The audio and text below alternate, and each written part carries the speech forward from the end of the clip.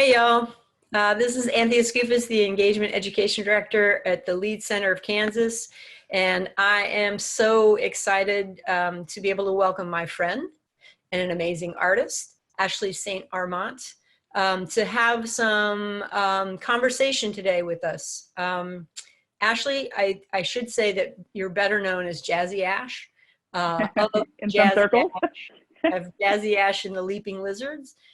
So anyway, hey, how you doing? I'm pretty good. Oh, I'm working hard. good. How are the Leaping Lizards doing? They're good too.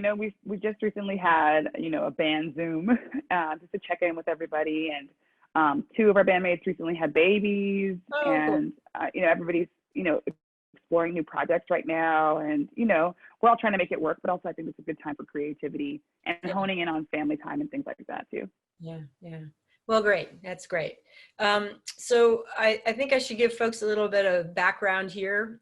We've had the opportunity at the LIED Center to work with you over the last 4 years or so on some really cool projects. I saw Ashli and the Leaping Lizards at the International Performing Arts for Young Audiences conference in January of 2017, I believe, and it was such a great performance. And we booked them pretty quickly within the next few months, and they came in that fall and performed for over 3,000 third, fourth, and fifth graders at the LIED Center at our free school performances. And it was, I can honestly say from the feedback from the teachers that really it was one of the most popular performances. And we've been doing this for 26 years. So, so you remember it? Oh yeah, we remember it. At that time and since, to be honest, it's one of the biggest audiences that we've ever had. Yeah. And that, made us a little nervous. We're good at our job, but having that many kids in one room, and we remember the students being so receptive and so fun and also so respectful. And bar none, our experience at the LIED Center, and I'm not just saying this, it's our favorite experience on the road ever. Wow. We were treated so lovely. You took care of us so well. But we Right. always talk about the green room, like that green room. It was nicer than all of our apartments combined. That's funny. And everyone from the stage management to you and everyone in between who was helping us backstage and all that was just such a lovely experience. We felt so cared for and respectful, and respected, and we had a blast. It was really, really cool. And to be able to come back quite a few times and spend time with you and learn more about that region of America, which I've personally not spent a lot of time in, has been really a treat. Yeah, that's really cool. Well, I think everybody had an amazing time, and really appreciate and really you were a master. You had large audiences, but you are a master at getting those kids super excited and moving, and even coming up in front of the stage and dancing, and then calming them down, getting them back to their seats, kind of giving them some amazing information, some history, and then getting them back up again and moving and singing and dancing and all that. So just a master at that. Wonderfully. Thank you so much. Yeah. I think we all have good memories at that time. So, so because that went so well, and we all seemed to get along pretty well, we asked Ashli if she would be willing to go across the state of Kansas for our Lead Across Kansas program. And luckily she agreed, and she brought along Doug Carter as her accompanist. And we jumped into a van, and we spent, almost 5 days on the road visiting Sabetha, Russell, Hayes, and Salina as part of the Lead Across Kansas project. This was the fifth artist group to do this, and wow, what a blast we had. I mean, we must have blasts all the time because we keep wanting, let's do this again, let's do something else, right? Yeah. Yeah, and I think it's always amazing because it's not just about us having an opportunity to get to those communities and bringing amazing artists like y'all, but it's also gives artists a chance to meet people in these communities in rural Kansas, because as you said, a lot of people don't get to that part of that part of the country. And I know that for both you and Doug, it was definitely a first time experience. You know, on so many levels, it was a remarkable experience because, first of all, I brought Doug Carter on the road with us, who I don't usually perform with. I've performed with him maybe once or twice before that road trip. So it was really a stretch for me to ask him, like, hey, do you want to go on the road for multiple days in the middle of Kansas? And he's like, I'm game. And so to get to know him both as a, you know, personally as a friend, and then experience his musicianship and being able to carry our entire show because he was the only musician that we brought on the road, really just a remarkable player. And then to get to know you better was awesome. And just the stories, and, you know, when you're on the road, just get to experience a relationship in a different way. Yeah. And then I did mention, you know, going through the middle of Kansas is something I never thought I'd do. And just being a road musician has taught me so much more about myself than I thought I would learn. You know, you go on the road and think, I'm going to impart this information with people. But what we discussed before we got on the road even was that this is going to be a, you know, a symbiotic relationship. And it's not just about me sharing, but what can I gain from people that I might not have had a chance to meet otherwise. Yeah. And that's what I really feel like I left that trip changed, because I live in Southern California and I got to experience a different life, not a better life or a worse life, just different. And this country sometimes feels like a bunch of different little countries. We are our own little states, and every single one of them has its own demographic and its own feel and its own culture. Right. And I was able to experience that by spending quite a bit of time on the road out there. And the people were so welcoming, and the kids were so much fun. And we had these little moments that we'll never forget, and that feel like little secrets that I'll hide in the treasure box forever. Right. It was great. It was so awesome. Yeah, it really was. It was great fun. And one of my fondest and most challenging memories will be how we had to try to keep Doug, a vegan, fed during that trip. I had forgotten about that. Maybe I did it subconsciously.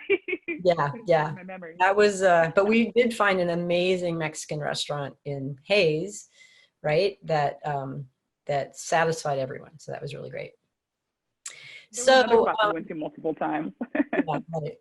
I think, well, it worked for Doug, and that was important.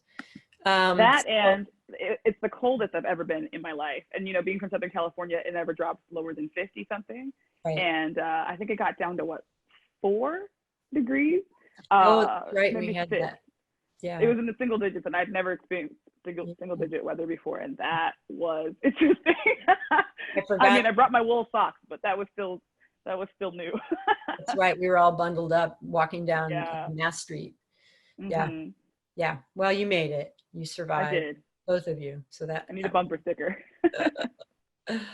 So because we just haven't had enough fun yet, we wanted to work with you again. And actually, before you even came in for the Lead Across Kansas, we had been talking a little bit about a new project that you were working on, an original work, a musical for young audiences that was themed around the Underground Railroad. And you kind of pitched the idea, and we talked a lot about it, and Derek and I talked, and we thought, we were so excited about it. We already had seen your work and knew, you know, how very talented you are.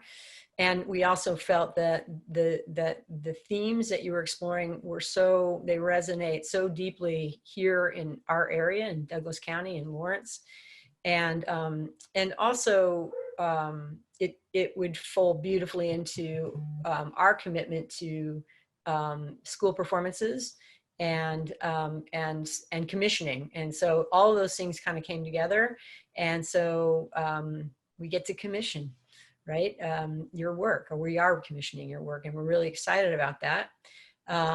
So we want to talk a little bit more about it and hear about this exciting new piece, which is entitled North. So can you tell me why you chose to create this work for young audiences? Yeah, and there's so much to unpack with this project. When I start talking about it over dinner or something, I'm always like, are they ready for this? Because it's just the layers that we've discovered, you know, even since we've been from talking about it to developing it has been remarkable. But yeah, so I initially, and this was several years ago, I was talking to my kids during Black History Month, and we're talking about, you know, what Black figures do you know? And they mentioned, you know, the top 5 that are always covered in school. And then we started talking about the Black experience in America. And I mentioned the Underground Railroad, and they said, "What's that?"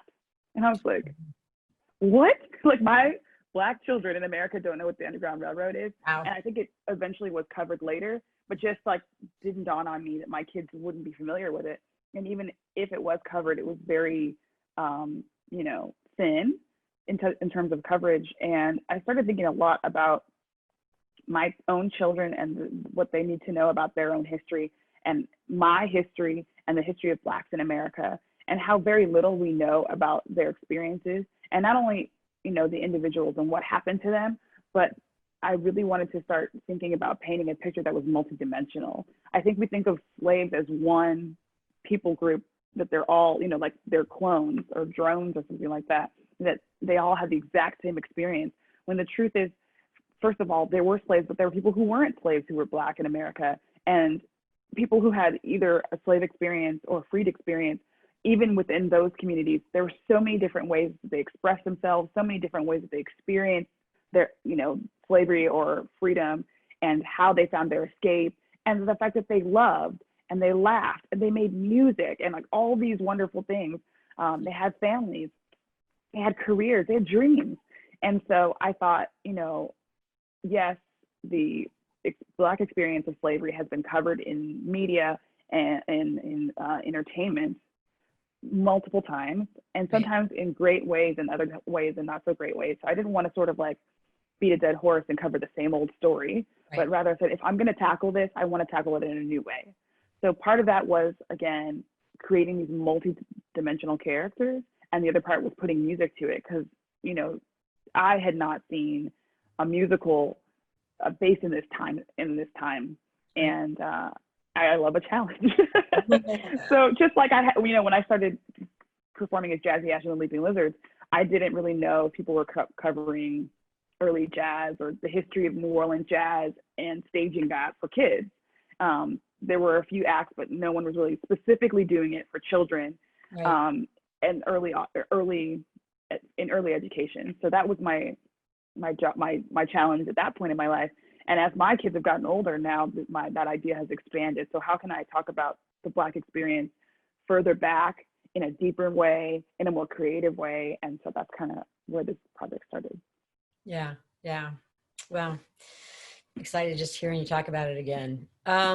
So I know that when we talked a little bit about it, that there were some family histories too that you sort of discovered as you were exploring this.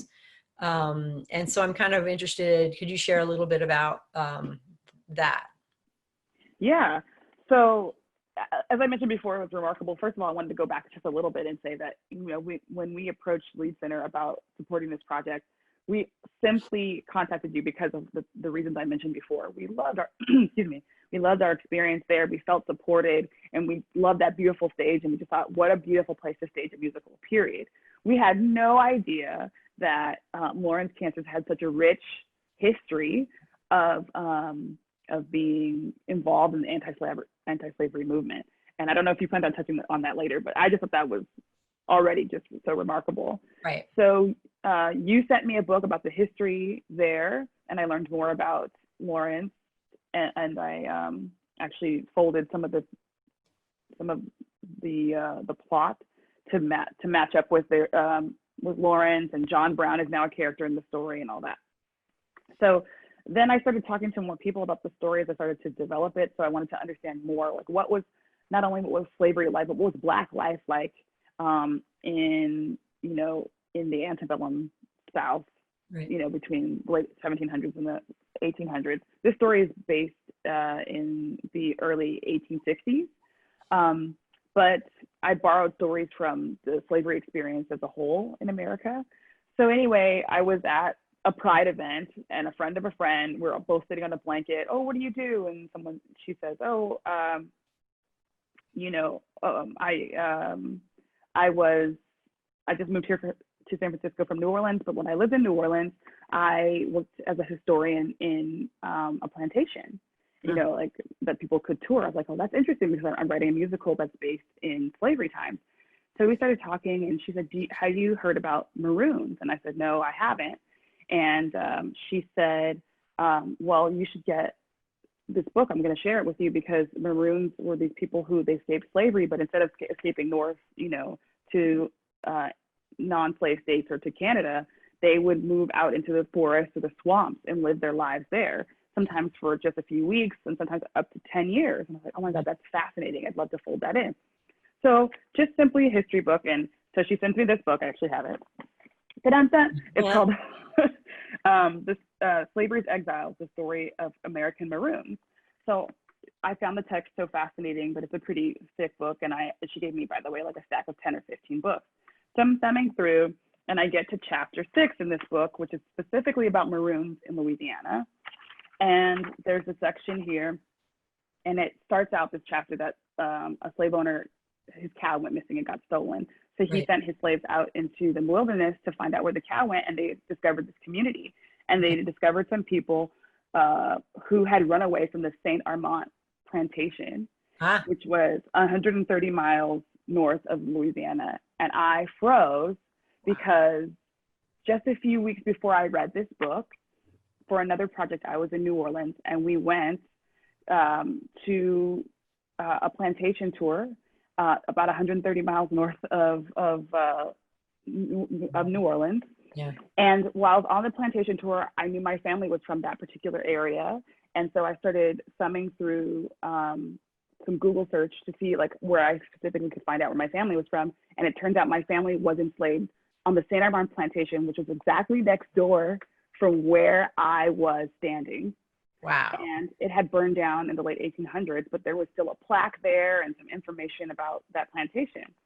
So I knew that my family was from there. And then a few weeks later, I get this book, and I find out that now I have names. Juan Bautista, who was from the St. Armand plantation, and Tam, who had escaped from the St. Armand plantation as well, and some names of some others. And then this book went on to say that they lived behind a plantation owner's home for a while, whose last name was Bone, B-O-N-N-E. And they did some, manual labor for him because they were cheap labor. And at some point, someone had to go and collect the money that they had earned. And so I'll read this to you. It said, the boldest and most daring would go to the plantation at night to collect the money. And it was usually Tam, as he was the bravest. So I not only learned the name of someone who lived on a plantation that my family was from in the 1780s, but that he was brave, and that, and that he had industry, and that he had community. And to learn that, I mentioned before, it was important for me to create multi-dimensional characters, but now I had the names of multi-dimensional people who were probably related to me, and that changed everything. So it's been a remarkable experience to learn about slaves, or I should say, freedom seekers, and the different ways they sought freedom, by living as Maroons in the swamps, which has created such beautiful imagery in my story that I didn't have before. People who escaped north, people who went all the way to Canada, people who were free people of color and were never enslaved, and exploring the idea of, were they sympathetic to slaves or not? All that has really colored this story in a remarkable way, and I'm excited to share it. It's really exciting just to hear you talk about it. So you sort of mentioned this a little bit, but can you talk a little bit more, just a little bit maybe, and then we're going to move on to another, about how you've attempted to tie North to Lawrence history and Douglas County history? Yeah, well, I was so proud to learn that the place that wanted to commission my work had been so involved in the anti-slavery movement. So I talked to you and I was like, I got to weave this in. But I didn't know how, on a physical map, how someone would go from New Orleans to Lawrence, Kansas, and then still escape to a slave state or go on to Canada. So I was trying to work that out. And then you said, well, I've got some folks who I'd love for you to meet when we come to do Lead Across Kansas. And one of the folks I met is, how do I say it? John Brown impersonator, or his professionally portrays John Brown, Right. who I wasn't even familiar with. So not only did I get an education that day about John Brown, among several other wonderful folks who taught me so much about the area, but specifically Carrie, I think is his first Carrie. name. Yeah. I said, well, you know, I'm going to tap into all your resources in the future to find out how I can mold this story. But what I really can't figure out is how to get them from New Orleans to Kansas. And Carrie flipped over a napkin. He's like, oh, here's what we do. We just go up the Mississippi and go across, you know, the Missouri River. And then here you are and whatever. And he kind of mapped it out for me within 5 minutes, you know, trying to figure out this trouble. Right. He solved my riddle. Yeah. So with that solved, I was able to dive into what was culture like in Lawrence, Kansas in the 1860s. And also asking all of the wonderful historians that you brought to me, you know, simple questions like, would they have had hotels? Would they have had, you know, song and dance? Would that be a ticketed event? Would be more of like a, you know, a barn raising? What kind of industry would black people who were seeking freedom, would they walk around freely? Would they be in hiding the whole time? Would they own homes? You know, all those sorts of things. And to be able to get those kind of details in a very specific place in a very specific time was so helpful. And so now my characters do end up escaping. I don't want to give up the whole No, don't. plot. I'm not going to. But they do take a journey that does lead them to Lawrence, Kansas in the story.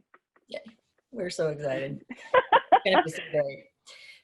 So can you talk a little bit about why you think this work is relevant now, this day? So what's interesting is that I started writing this story maybe, you know, a year and a half ago, 2 years ago now. And as time passes, it seems to be more and more relevant. What we're dealing with now, unfortunately,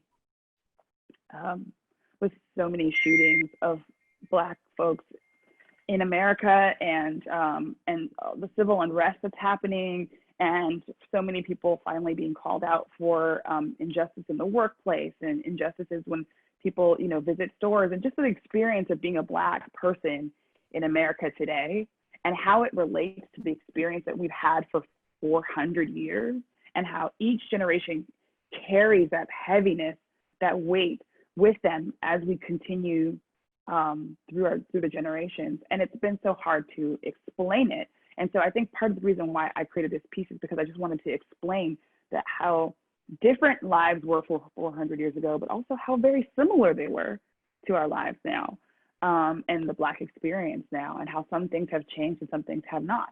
And also how Black folks have created this ability to be creative, to have grit, and to find joy in the most difficult times. It feels so very relevant right now as a Black mom with teenage Black boys, and trying to find the balance between teaching them what kind of world they're stepping into, but also not making them feel like they have this heaviness where they can't dream and they can't laugh and have joy. So I'm leaning on the stories that I shared with you and the story that I'm creating to inspire me to continue to have joy and to allow myself to have joy. And I'm hoping that this story continues to do that for other people who might be having a really hard time right now. Right. So when you present this to at the Lied Center to, you know, 800, 1,000 kids at each performance, what do you hope those kids take away with them after they see this piece? What do you hope they hold inside of them or in their hearts? Yeah, I hope they hold the humanity. I hope they feel more connected to people who maybe had very different experiences than them, who look a lot different than them. And I also hope that they walk away with a multi-dimensional experience. I keep using these words, but with this particular phrase, but I want people to understand that there was a heaviness. Like, slavery is no joke. It was heavy, but also that wasn't the whole story. They, you know, so I hope they walk away thinking, okay, we're not just talking about something that happened long, long ago, that these are real people who had real experiences. So some of the characters in my book are fictional, but they're every every experience that happens in the musical happened to somebody in real life. So I sort of threaded a lot of different folks' experiences and put them all together into one tale for Minnie and Lawrence, who are our main characters. But these are real life stories, and some of them are so interesting, right? So for example, you've got people who wore disguises to escape, and you know, there was just so much ingenuity, and I just hope that they get inspired to think like, you know, despite we're talking about folks who were wholly uneducated in a formal way, didn't have any musical experience, don't have any formal education, but yet they found ways to escape. They found ways to make music in a way that was so magical that it ended up being the foundation of jazz. Right, right. You know, those are the kind of things I hope they walk away with, and I hope I hope they walk away with hope. You know, that's I think that's my biggest dream. Yeah, very nice. I'm just going to ask one more question because I just think it's interesting if you could talk a little bit about how creating work for young audiences is maybe a little bit different than creating work for adult audiences, or maybe it isn't. It is. I have to think about with everything I do, right? So it's a musical, but I think I've had the training between writing books for young audiences and writing shows and music for young audiences. There has to be this balance between making something that's developmentally appropriate, and I'm talking about educationally, is it appropriate? Socially, is it appropriate? Emotionally, is it appropriate for them to hear these kind of things, but also not dumbing or watering it down? So when I talk about jazz, for example, jazz is a very important part of American culture. And I always say jazz history is our history, meaning it's not just for Black folks, it's for all of us. It paints the canvas of our history, especially in the early 1900s. But some of it's really dark, and some of it's inappropriate for kids. And also not just whether it's appropriate or not, meaning like whether it's PG or not, but meaning, is this a concept that young audiences can grasp?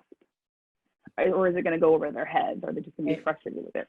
So when I developed this musical, I had to think about it that way too.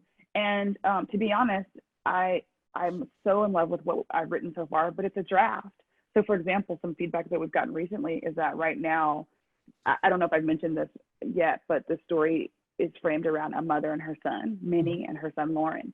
And right now the story is sort of framed around Minnie, and we want it now to shift it so that it's more framed around Lawrence, so that young audiences can relate to Lawrence more. So it's not just this mom who's dragging her son along this journey, but how it's about the arc of him going from his childhood to his young adulthood. That's the part that all the children in the audience will be able to relate to. Not so much that he was, you know, an escaped slave. Hopefully no one in the audience will be able to relate to that. But a young boy who now is becoming a man and wrestling with, what does that mean with my relationship with my mother? How does that relate to the people around me, the world that I live in? What are my dreams? Everybody can relate to that. And so I think that it's just a reframing of how we create stories for adults. Very nice. Yeah, that was good. I was thinking back when you were here and performed for the 3rd, 4th, and 5th graders before, how you sort of intertwined the arts, your music, the history, and personal stories into that in such a beautiful, seamless way that I kept thinking that you kind of gave the students these amazing info bombs, you know, right in the middle of, they're crazy, they're wild, they're dancing. And then it was like this, you know, let's come back to earth for a minute. And did you know that kind of thing, right? And when you were talking about, you know, Black people weren't able to vote at a certain time in American history, or Black and white kids did not go to school together, and you were asking that to the kids, and they were kind of like, no, like a lot of them were like, no, I didn't. And so it was such a beautiful way of providing them this history and this education, in just they were so open to you already, right? So I think they really heard it, and that was powerful. Yeah, yeah. You can tell I'm kind of a So fan of it. I love that. And you're right, you know, and in that show, I can be more explicit about talking about my own personal family because we're talking about jazz history, which came right, you know, jazz was born right before or right around the time that my grandfather was born. Right. And then, so he had such a rich involvement with the civil rights movement. And then my mother, as a young girl, as a third grader, integrated in an all-white school. So these are not stories that are far removed from me. This is my own family members that I know personally, my mother and my grandfather. So in this musical, it's been a little different because I can't specifically say, except for Tam, my great grandfather, maybe, that I wrote into the story that I found out about in this book. Right. But the rest of the characters are not people that I know personally, but I drew from my own personal family members to create these characters. Mm-hmm. So, for example, there's a line that, so you're Anthea, but Althea is a character in the book, in the musical. Yeah. And she says to Minnie at one point, less crying, more thinking. That's what my daddy used to always say. And my mother always said that to me about my grandfather. He used to always say to her, less crying, more thinking. Wow. And so I think those little moments are not things that the general audience will ever know, but they're drawn from real life folks so that they feel more organic. Yeah. And they're authentic. It's authentic. Yeah. Yeah. Mm-hmm. And kids are very perceptive about that. You know, you can see when there are artists on stage that aren't authentic, you see that the kids get that, right? And when you are authentic, they get that as well. They can be incredibly smart audience members. I'm always kind of amused by them. They're the most honest. Yeah, right? Yeah. Yeah. If it's not working, they'll let you know. Yeah, totally. Well, I think we're kind of getting at the end of our time, our visit. This has been fantastic to talk with you, and we're so excited about moving forward after all of this pandemic stuff, and maybe having you all here to I don't know if it's still planned, but we might have you here to do some tech on our stage with the piece. We'd love to. You know, we're just itching to put it together. Yeah. Oh, sorry. Yeah. No. We're just itching to put it all together. You know, the music's all been written. The score. When I received the score, I just cried. It's all there. The script is there. We're just itching to share it with the world. So we can't wait till that happens. So it'll happen soon, and it'll be a part, of course, of our school performance season at some point as well. And we'll also have probably an evening performance for just families and anybody to come in and see, because it will be a big deal here. And we'd love for other presenters in the area to maybe pick up on it as well. So yeah, it'll be a celebration for sure. I think so. Ashli, thank you so much for spending this time with me. Thanks for having me. This is awesome. I love to talk about this. Yeah, it was cool. We'd sort of talk about this whenever we're connecting anyway, right? So we might as well do it on a Zoom and share it with others. I think that's a good thing. All right. Well, you take care. Stay well. Okay, you too. Okay. I'll talk to you soon. Thank you. Okay, bye. Bye-bye.